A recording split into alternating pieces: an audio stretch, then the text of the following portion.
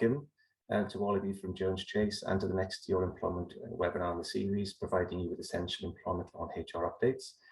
For those of you that are new to our webinars, and there are some new guests here today, we are, of course, Jones Chase, a firm of specialist employment lawyers, and we work for a number of companies from PLCs all the way through to startups, and also some fantastic individuals as well.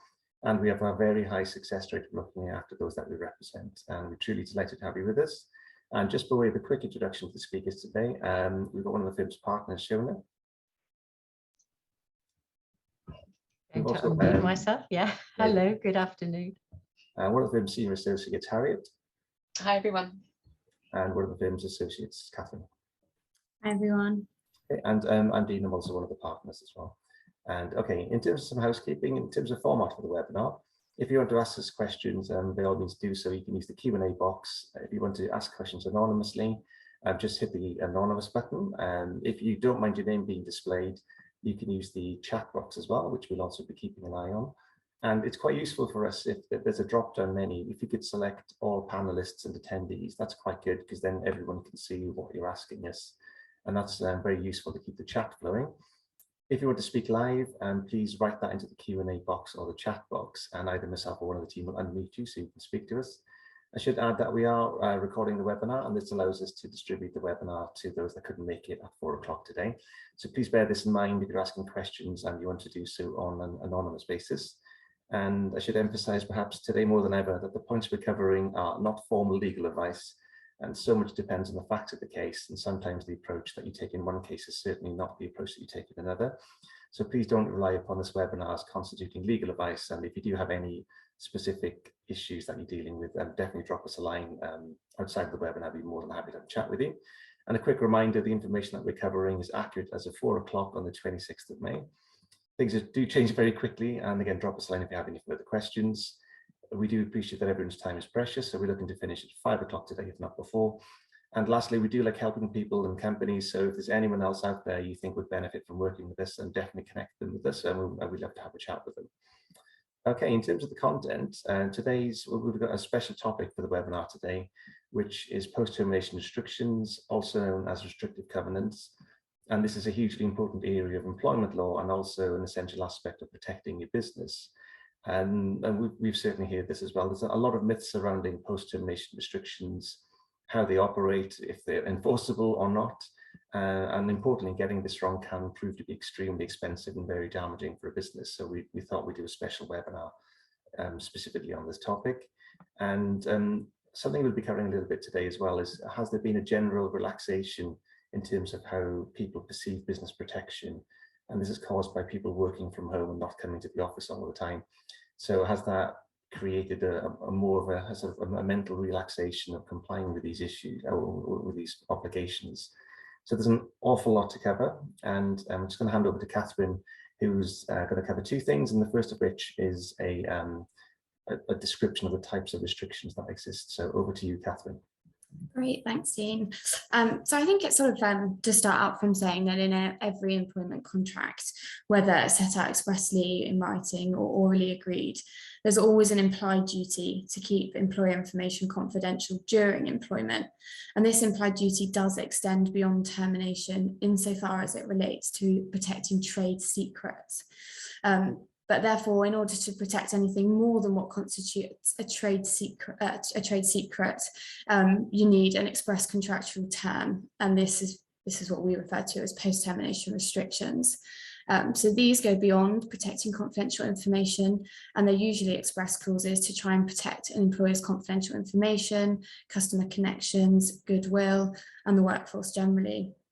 So in relation to restrictions, they should always be in writing. Restrictive covenants will be drafted to restrict activities for a limited period of time and normally within a certain geographical radius. The typical restriction covenants that we tend to see every day are ones such as non-competes. So they seek to actually prevent ex-employees going to work for a rival employer or a competitor. Non-solicitations, which endeavour to protect ex-employees seeking to or actually enticing clients and customers or even potential clients and customers to move on with them to a new company, whether they're moving to a competitor or not.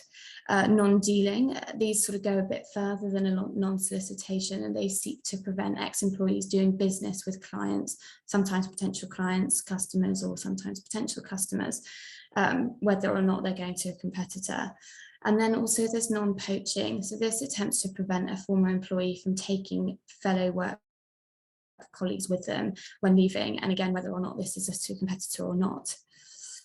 So that's sort of the general restrictive covenants we tend to see very regularly in most employment contracts. And then sort of the second topic that I was going to take you all through is what sort of the key factors that influence whether or not these post-termination restrictions will be enforceable. There's a number of different things to consider, but in order to successfully rely upon an express contractual post-termination restriction, the clauses must satisfy certain criteria. In the first instance, and it's quite often forgotten, is that to be enforceable, a restrictive covenant must be incorporated into the employment contract. So usually this is quite straightforward, and they're introduced at the beginning of an employment relationship and in the most obvious way through the contract. There must be an offer, some acceptance, and some consideration. And that's why it's normally most straightforward to introduce them at the beginning, because the consideration can be the contract and the job itself. Introducing restrictive covenants during employment is less straightforward. So they must be introduced as part of a contractual variation with the consent of the employee, and they must be in return for some form of consideration. So this could be a pay rise or a one-off payment, but the courts are less likely to consider continued employment as good consideration, different to the start of the relationship.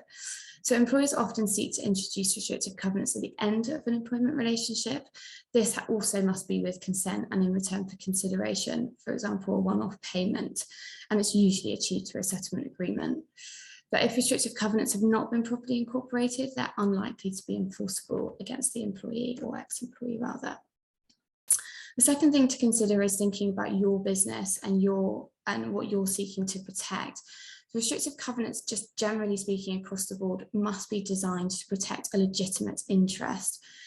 So this is a legitimate business interest, and you can't just seek to prevent an employee competing with you.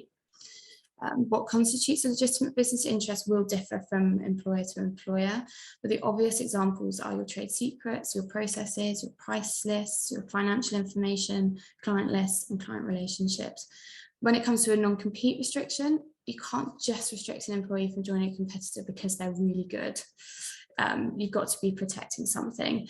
In the instance of them just being really good, you can rely on your non-dealing and your non-solicitation and your non-poaching. That should be sufficient. You shouldn't need to just stop them working across the board or with a competitor.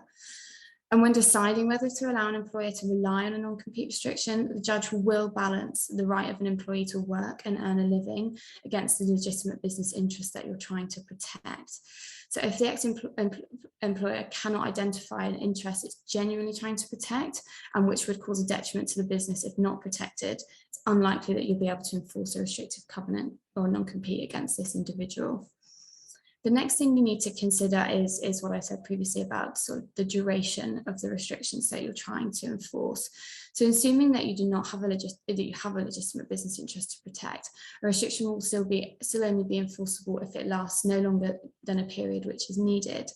And this is a very fact-specific exercise, and it's always good to have a connection between what's happening operationally and the restriction that you're seeking to rely on. Things that you might consider when you're looking at the length is the length of time it's likely to take for a departing employee's replacement to settle in, cement those relationships with the customers and clients. You may also want to consider the shelf life of the information that you're trying to protect. So how long will it be until the ex-employee's knowledge is obsolete and it doesn't matter if they go on and take information that once was confidential.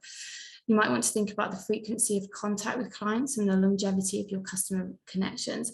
So if you're in an industry where your client connections are updated annually and your contracts are updated annually, and you only speak to your clients in the run up to this renewal period, then you might have an easier time saying that 12 months is necessary for a non-solicitation or a non-dealing covenant. You also want to look at your staff turnover and the length of your employees' notice periods and the state of the recruitment market. If you're a business that's highly specialised and there's a shortage of staff with the right skills or experience, then a longer non-poaching restriction could be justified. If you've got high staff turnover and employees often leaving you on short notice, it may be more difficult to justify a strict non-poaching restriction. And then there's also industry standard for a particular sector. This alone won't be determinative, but the court may look at it. The next thing you could consider is the geographical radius of the restriction.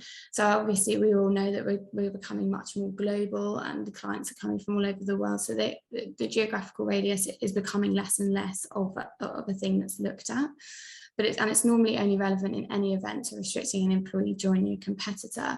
So non-compete will only be enforceable if the geographical radius is not too wide.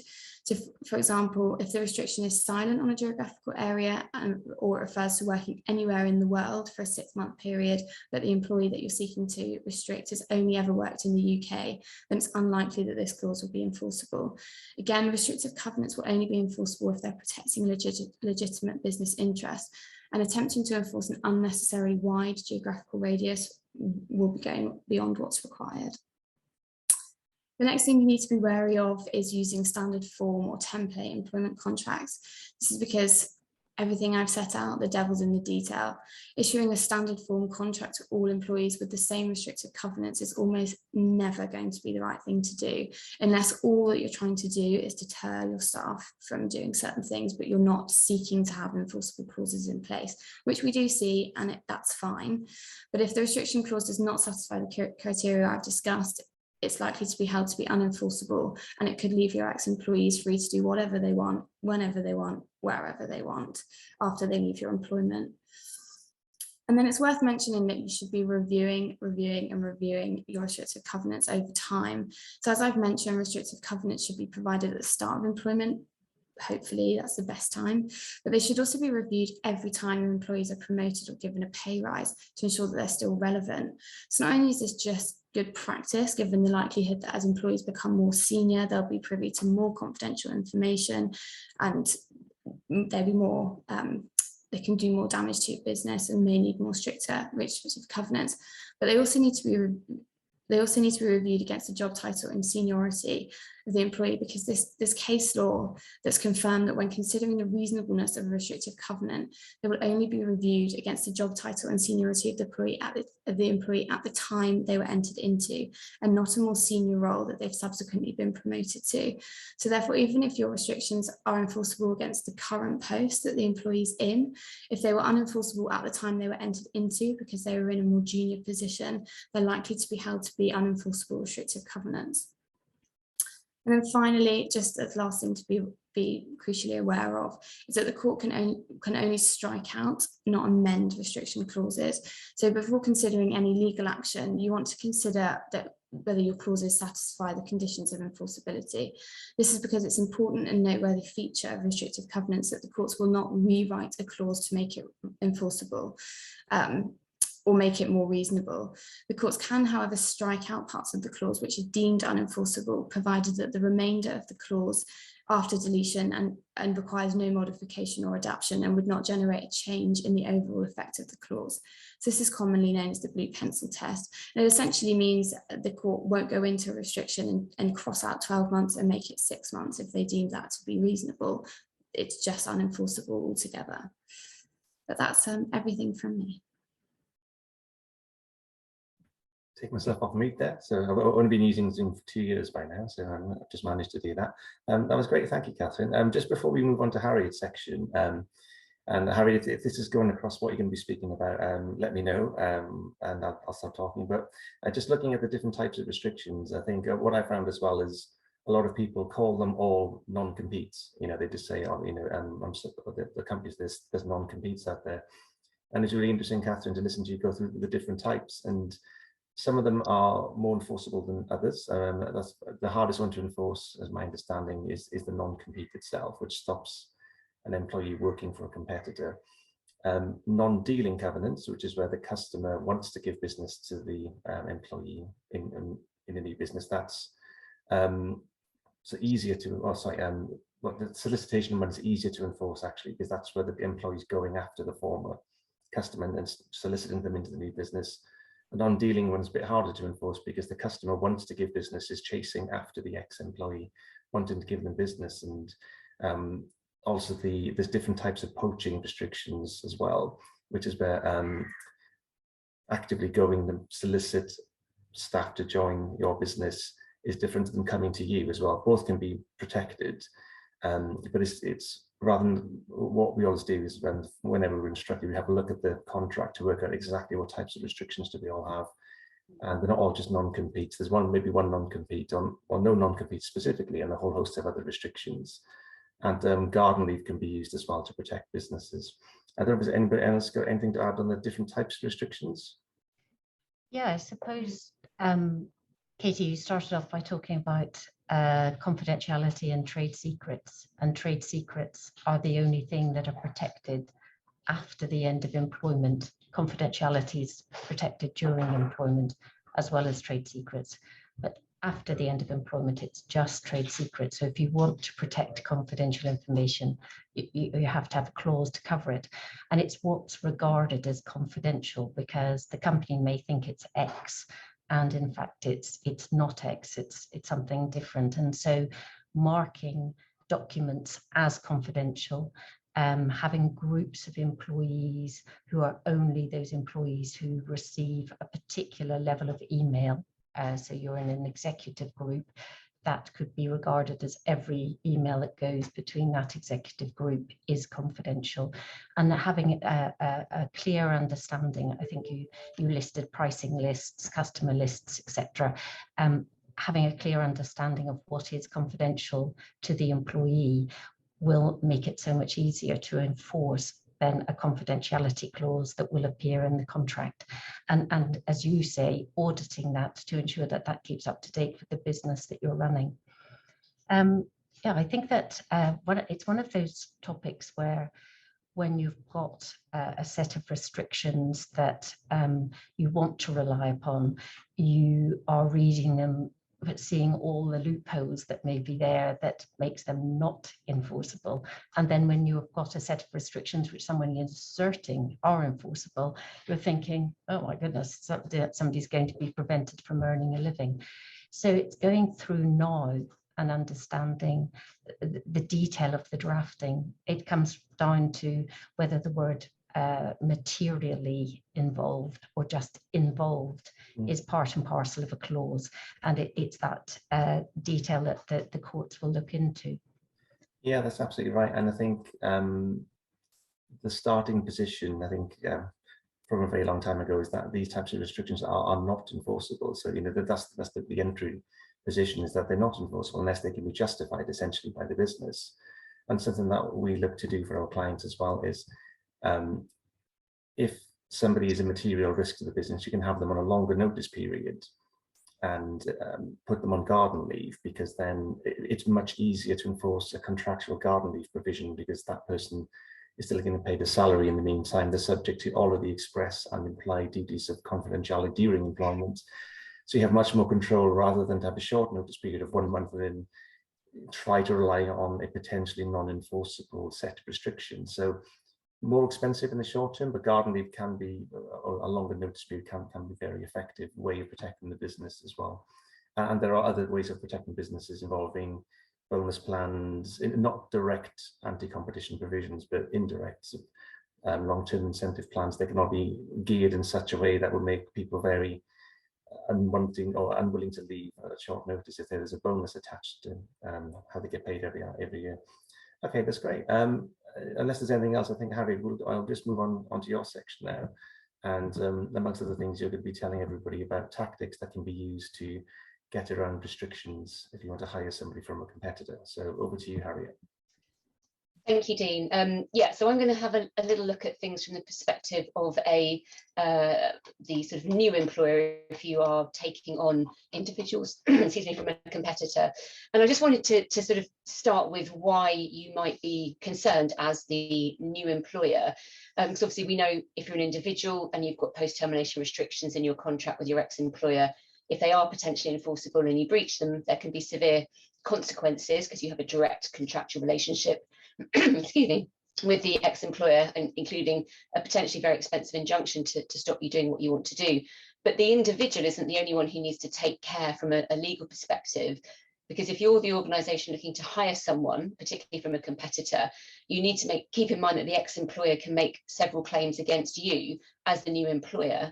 And this includes the tort of inducement to breach a contract. And the ex-employer often does bring a claim against a new employer because usually they have much deeper pockets than the individual.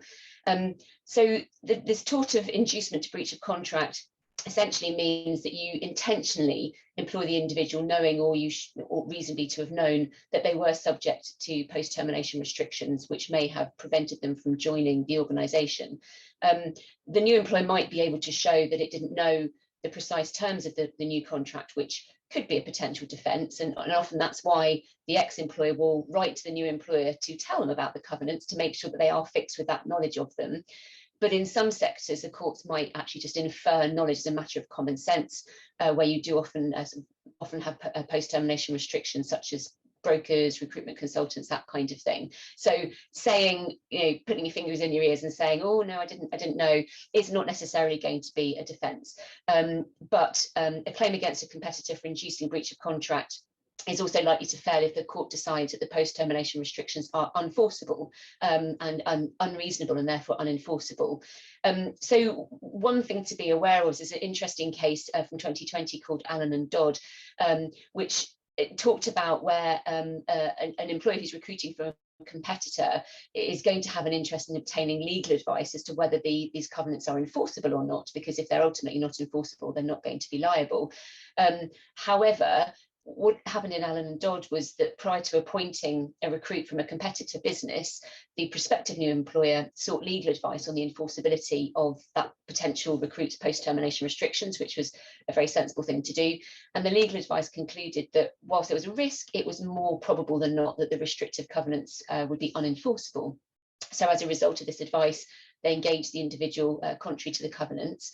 The original employer went ahead and brought a claim for inducing breach of contract against the new employer, and the Court of Appeal concluded that the post-termination restrictions, they were enforceable, but nevertheless the new employer was not liable in tort for inducing the breach of contract, even though they were mistaken in law.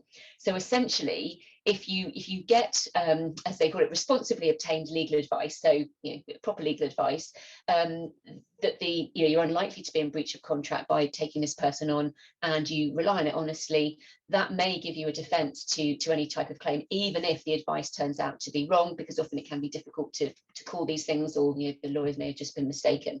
So that's quite an interesting case to be aware of. There are also the torts of things like conspiracy, unlawful interference with business. I'm not going to go into those now in the interest of time, but it's important to be aware that there are a number of claims that the new employer can end up being on the wrong end of. And just a word about confidential information, which you talked about a bit, because it's very important. You may face a claim as the new employer for misuse of confidential information if in the work for you as a new employer, the new employee uses information which is confidential to their former employer. So first point, you should always instruct the new employer that they must not use any confidential information from the ex-employer, and also make sure that when that individual starts, no confidential information is uploaded onto your IT systems, because the fact that that's taken place would be easily detectable by means of a search order. So often we find that people do take confidential information, and that can be as big an issue as breaching the post-termination restrictions. So don't forget about confidential information. Obviously, as Shona has mentioned, do protect your own, but also be very cautious about receiving somebody else's. So looking at some practical steps, so what can you do if either you're considering recruiting someone from a competitor, or you receive a letter from your new or prospective employee's ex-employer alleging a breach of post-termination restrictions and possibly threatening injunction? Obviously, the first thing we say to do is to take some legal advice, as per the case of Allen and Dodds. That advice could protect you, particularly if the advice is that the covenants are unlikely to be unenforceable if you're at an early stage. Other steps, I think some points that Catherine made are really important in terms of looking at the employee's contract as to really what are these terms. Are there post-termination restrictions? If you're at an early stage, check that out. If you've already hired the person, well, what are these post-termination restrictions in detail? And if you don't have all the contractual documentation, ask the individual for it, because you do sometimes find you get this letter from the ex-employer making all these kind of assertions about their covenants because they want to put their case at its highest. And when you actually drill down and look at the detail of the covenants, you may say, well, actually, hang on a minute, that doesn't even protect the business that you think it's protecting. There are plenty of ways that you can try and sort of untangle these covenants. So have a really good look at them, see what they protect, do all the things that Catherine said in terms of, are they incorporated into the contract, when were they introduced, was there consideration, was the contract signed? You can look at all of these preliminary points as well to again help sort of knock down. You may have a sort of absolute knockout point right at the beginning to say that these covenants don't even form part of the contract possibly, and understand whether the covenant, if it's a non-compete, for example, is what's called the restricted business, is that even the business that the individual is going to be doing for you? So is the individual even going to be doing the work that actually is protected under the restrictive covenant? So if it looks like the covenants might cover what the individual is going to do, and there's a possibility that they could sort of bite, what arguments might you have that they may not be enforceable? So Catherine's gone through sort of lots of the key principles. I wanted to add a few things, just sort of drilling down into a little bit of the detail, because I think these are really the nuts and bolts as to whether you can get around these restrictions. So I'm just going to go through a few of these. Firstly, are the covenants too onerous? A point that Catherine made, look at what job was this individual doing at the time the covenants were entered into. If the employee that you're looking to take on is actually quite junior, with not very much access to confidential information, they've got all these onerous, non-competes, non-solicitation, they may just not be enforceable because they're far too onerous and unnecessary. They're not reasonable. They go much further than is needed to protect whatever legitimate business interest the ex-employer may assert that they've got. And again, look at the duration of the covenants. Are they too long, as Catherine talked about? Is there actually any limiting them? Because I actually once saw a contract that didn't have any time limiting period in the restrictive covenant, so a non-compete forever. And you can look at that and tell in 5 seconds that that's never going to be enforceable. So it does happen. Really have a look at the detail of it. Obviously, in terms of time frame, it's very fact specific as to what particular time frame might be enforceable, but obviously that's something to look at, as Catherine's talked about. Dean mentioned garden leave. I think that's quite an interesting factor, how that can play into things. Sometimes there's sort of two aspects. One, does the covenant say that any time spent on garden leave would be deducted from the duration of the restrictions? So say, for example, they've been on garden leave for 3 months and they've got a non-compete that lasts 6 months. If a clause in their contract says the 3 months that you spent on garden leave is going to reduce that 6-month covenant down to 3 months, when you're looking to recruit somebody, you can already see, okay, actually, we've only got a 3-month restriction, not a 6-month restriction, which can be really helpful to know. If the employee that you're looking to recruit or has already come to you, if they were on garden leave, but there's no set-off provision, so they've already been out of the market for, example, 3 months, and then you've got a 6-month post-termination restriction, you're then looking at that individual being out of the market for 9 months. And you may be able to argue, well, look, there's no logic to saying that a total restriction of 9 months is enforceable, when actually your post-termination restriction was only 6 months to start with. It goes further than is necessary. So again, there's some arguments there. The covenant's just badly worded. If they're ambiguous, they're just not comprehensible. Again, that's going to be interpreted against the ex-employer. And then look carefully, as I mentioned at the beginning, what is the restricted business? What is it that the individual's prevented from doing, particularly on the non-compete? Is it limited to the type of work that the individual is doing for the ex-employer? That's an absolute classic mistake in drafting restricted covenants. It just says, this is our business, and you can't go and do that business at a new employer. That's going to be too wide. It's got to be limited to the type of work that individual is doing, because usually non-competes are about protecting confidential information. And if the individual has had absolutely nothing to do with one part of the business, then you just can't protect that overall as the ex-employer. And also it should be time limited. It should be the work they were doing in, for example, the last 12 months before they left the employment of the ex-employer. Again, to make sure that business they were doing was current. If it's something they did 5 years ago, that's just not going to be a legitimate business interest in most cases. So have a careful look at what that business is. And I once saw a restriction that said the restricted business was the business of the employer. And that was great, because it's like, well, you're not going to be doing the business of the employer in a new employer. because that business is very specific to the previous company. So the restriction just didn't make any sense. So again, there's ways in which you can kind of, knock this down when you really think through what does this actually mean. And then again, when you're looking at the non-solicit, non-dealing with clients covenants, again, these need to be limited to, for example, clients with whom the employee had material dealings or had confidential information in the last 12 months. And again, I've seen plenty of covenants actually that talk about you shall not solicit or deal with the company's clients, full stop. And that's just, unless the company is really tiny and everybody works on all the clients, that's likely to be too broad.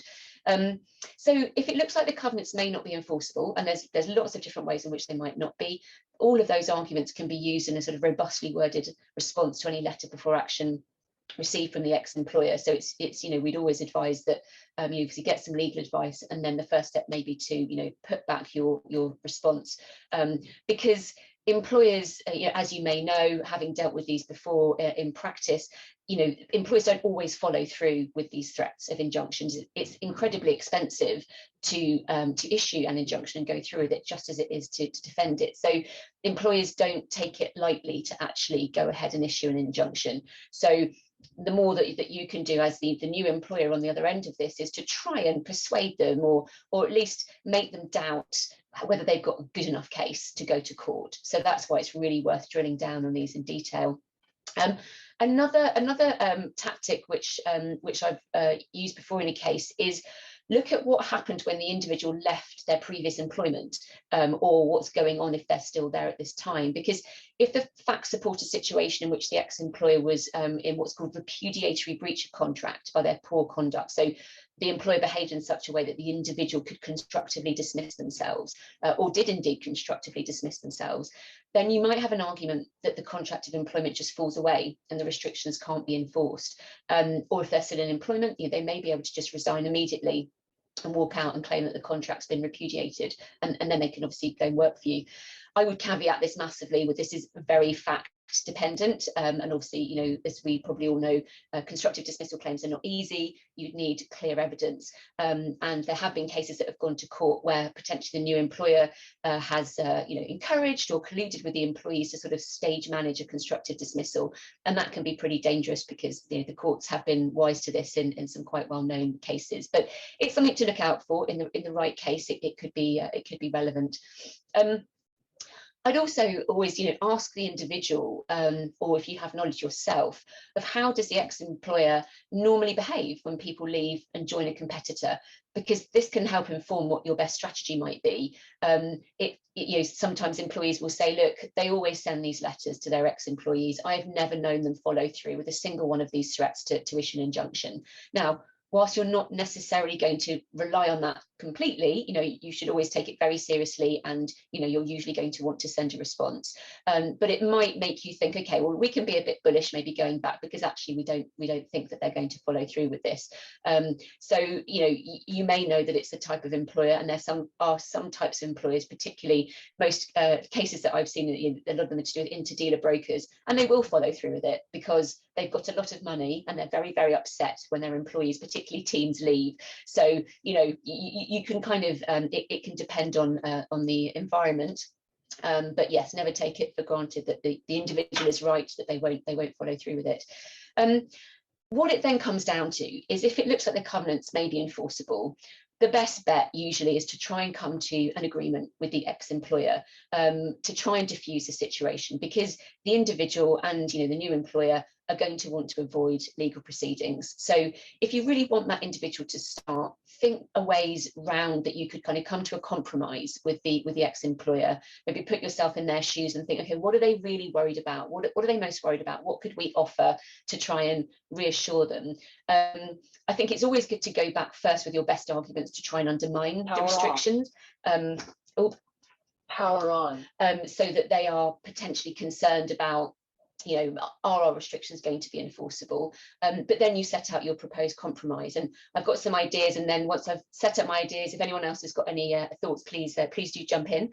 But things I've used before are, for the individual to go back to the ex-employer and just see if they'll reduce the duration of the restrictions. So, for example, if they are 6 months, will they reduce them down to 3 months, for example? This can be more arguable if the individual's already been on garden leave and already out of the market for some time. You say, come on, we'll reduce it down to 3. They've already been out of the market for 6. Can they really do your business any more damage in that time?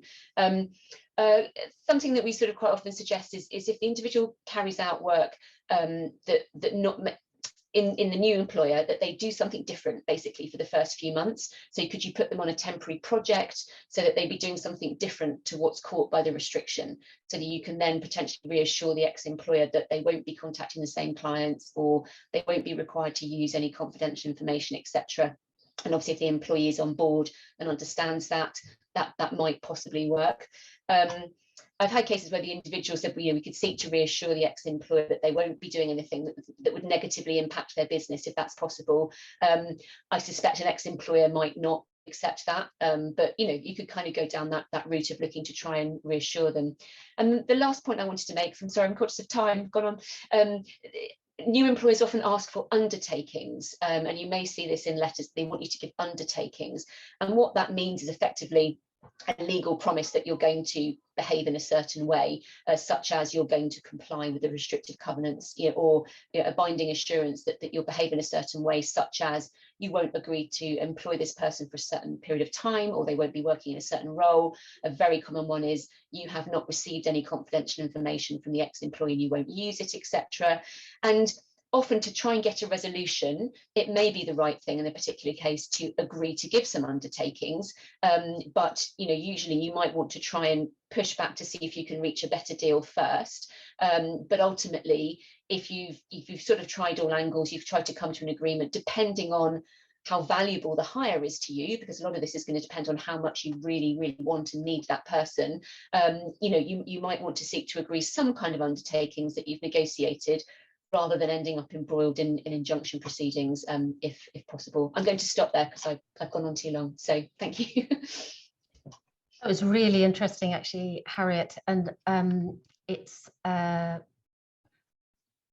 problem that we have at the moment. Actually, post-termination restrictions have occupied a lot of our time in the last year, because people are very keen to, and I say people, ex-employers are very keen to limit the loss of business with the loss of an employee. One of the things that we've seen as a recent tactic is separating out the new employee and the new employer. So not bringing any proceedings or threatening any proceedings against the new employer who's made a potential offer subject to the restrictions that are in their contract of employment, but bringing allegations against the ex-employee instead, and therefore hoping that that ex-employee will be left stranded in between the two sets of employment. And that's quite a tactic taken mostly by large organizations. So global organizations where an employee is at a certain level and they're now going to maybe head up an organization in the UK, or they're going as the senior marketing person in the UK, having been as a second marketing person in a bigger organization. And in that situation where you've got a very big global organization threatening injunction proceedings against an individual going to a smaller company, you're not quite as flexible in terms of steps that you can take, because there are two stages to enforcing these restrictions. As you've said, there's the injunction stage, and that injunction stage, judges rarely want to get into the devil of the detail of the enforceability of the restrictions. As you say, that's something to put in your reply letter to make the company think we could lose this in a full hearing. But at an interim injunction stage, the judge is just looking at the seriousness of the issues to be tried, whether damages is an adequate remedy for that ex-employer, and they're saying it isn't. We need to stop this person physically going and working for this new employer. And then the last point is this balance of convenience. Who's going to be most inconvenient if we change whatever is the status quo at the moment, the status quo being this employee is sitting at home on gardening leave, or this employee is not working for the new employer at the moment, or this employee has gone to work for the new employer at the moment, and therefore the status quo is we'd have to take him out of that new job and stop him working for them until there's a full hearing. So those interim injunction proceedings are, if you're a large organization, it's fun. You know, they think, well, we will stop this individual, we'll go for the injunction, we'll threaten it, we want to get those undertakings through the court. The court isn't necessarily going to check all the ins and outs of the restrictive covenants themselves in the contract, because it doesn't have the time to think of that in those injunction proceedings. And we will give this ex-employer the benefit of stopping this employee going to the new employer for that period of time, pending a full trial, pending a speedy trial that's usually asked for. So what's the risk to the ex-employer, therefore, not doing that? The risk is that they have to give an undertaking to the employee. If we've stopped you earning a living, we'll pay the damages that you've lost as a result of us stopping you going working for this new employer. And with large global organizations, in particularly pharmaceutical sector, the recruitment sector, the large company will say, well, we'll pay those damages. That's small fry to keep this person out of our competitor, small organization that it is, and for us to show the muscle that we have got in preventing people from working. So that's where there's an unequal bargaining position with the two parties. And so the point that you made about sending that letter, setting out the reasons why you don't believe the restrictions are enforceable, it's important to get that in quite early in order to be able to produce that to the judge to say, I know you don't want to get into the detail, but eventually if we did get to a speedy trial, you're stopping this person earning a living for restrictions that are not potentially enforceable, and try and get that judge interested in the detail that you've just described. So it's it's a funny old time. It is, and just very briefly for me, exactly based on what you were saying, is that we haven't actually mentioned it today expressly, I don't think, is the unbelievably potentially crippling cost of an injunction for an individual. Yeah, doesn't have the financial backing of the new employer, and it can be very effective just to go after one person. And yeah, very conscious of time, so I think I'll just, rather than get into a big discussion about this, we can maybe have a quick summary at the end. There's a few things I want to say, but Shona, do you want to discuss your section about? So the next bit is you've got an individual who has left their employer, just as Katie and Harriet have described. They want to either set up on their own, or they're set up with a team move, or they're going to a competitor. And the ex-employer is saying that this individual has got confidential information on devices, either they're on gardening leave and they've still got the company devices, or they have left and they've got personal devices, but those personal devices were used for company business. And it's whether the ex-employer can ask that individual for those devices, laptop, tablet, telephone, in order to go through those devices and the information on it to see whether they have confidential information. Because there's a bit of a funny dilemma for ex-employers. If you ask individuals to delete all the confidential information that they have, it could be that they're deleting information where the only source of it is on their devices. So you usually have to say to the individual, please send us all the information that you have so that we know we've got it, and then that's secure. And then you would ask for deletion and or delivery up of their devices to check that they have or have not got confidential information on it over and above the information that they've given you. And whether they can do that, bearing in mind particularly a personal phone, there'll be all sorts of things on that phone over and above the business that they've possibly been transacting on that phone, or information that they've been using of yours that's confidential if you are that ex-employer. And the answer is, in your contracts of employment, you can have a clause to refer to the fact, and this is particularly the case if it is a personal mobile phone. So many employers now are allowing their employees to use their personal mobile phones for work purposes, for you to confirm that that personal mobile phone, whilst personal, because it will contain company information, because you have permitted them to use it for company work, that they will provide that mobile phone in order to ensure that no confidential information is left on it when they leave your employment.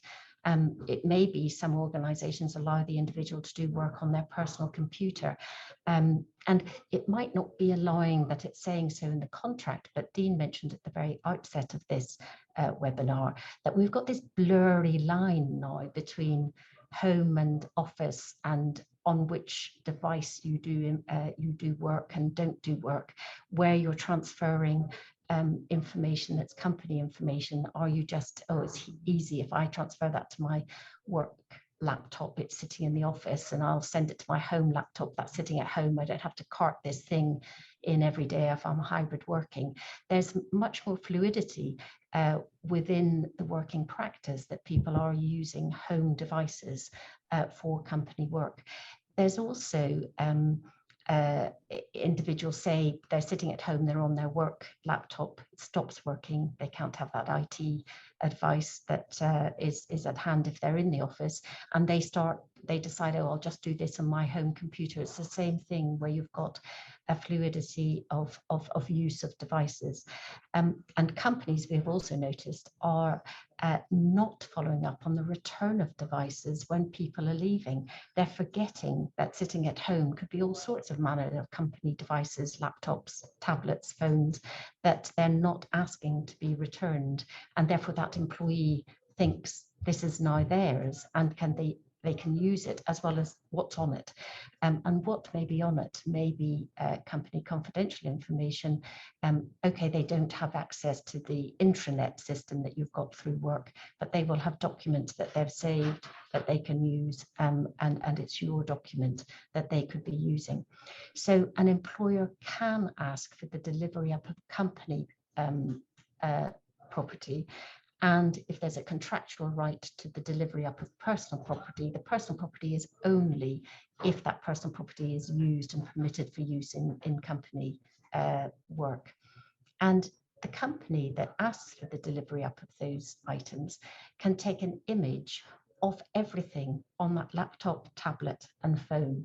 So they don't have to separate out the company information and the personal information. They can take an image of everything. What they promise to not do is look at the personal information. They say that they're taking that image purely for checking that the confidential information they think the individual has on these devices is the information that should be returned to the company, and therefore they are allowed to wipe that device clean. So again, there's all sorts of restrictions on that imaging and who can see it and who cannot because of GDPR. But please be very aware that as an employee, which you all are, and also as an employer responsible for the employees within your organization, that there can be the delivery up of devices that can be searched and imaged, including all personal images. Again, we can't all rifle through everybody's personal images, but we have the right to ask for that information.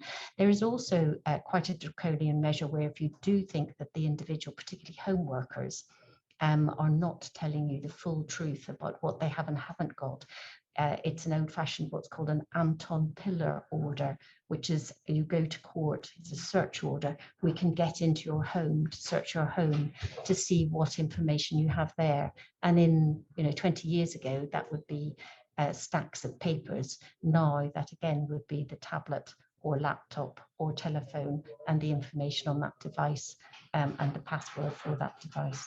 So it was just as a reminder as to what we as an employer can ask for and what an employee has to give up and what you should have in your contract if you allow people to use their personal devices.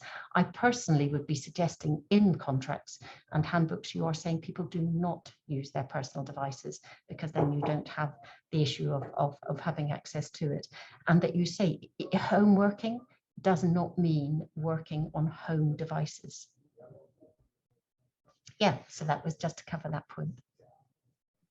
That's great, and thanks so much, Anna. We haven't. That was very interesting. Thank you.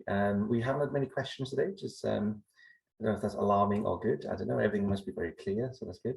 And just in the last couple of moments of the webinar, and I think if the whole team can participate, should you wish to as well, just some sort of very general pointers. It is from an employer's perspective, it's 100% important for you to check your contract of employment. If it still amazes me that we get to see lots of different types of employment contracts. Some of them don't have restrictions in there.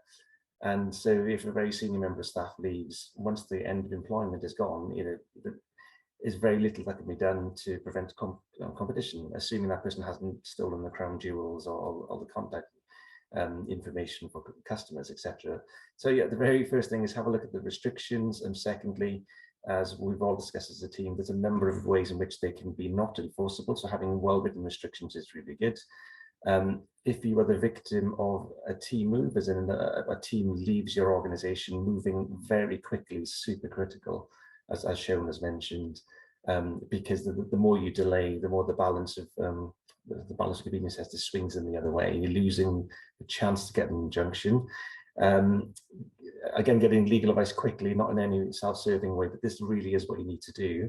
On the other side of it, if you're being threatened by a former employee, if you've hired somebody that's coming in, one of the very first things to do, if you already have a copy of the employment contract from the ex-employer, the restrictions, again, get prompt legal advice, take a look at those restrictions.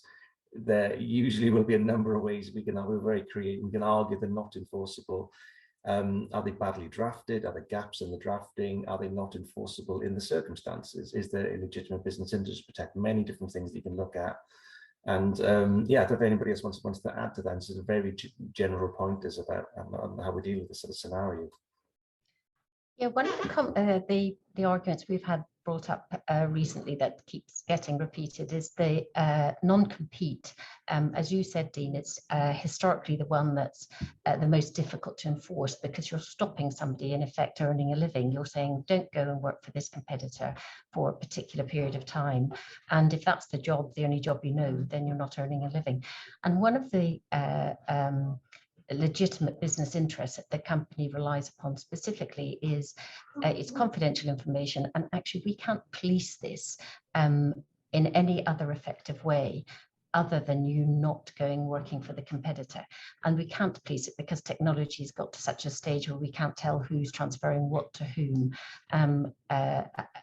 without keeping you out of that competitor. You couldn't possibly be doing that job without using confidential information. And it's trying to rebut that argument as to how they're not at risk. That's more difficult if you've got a well-drafted covenant and their legitimate business interest is confidential information, and their reason for wanting the person out of the competitor company and not damages instead is because they can't police it. It is more difficult to rebut that argument as the new employer and or employee moving to that new employer.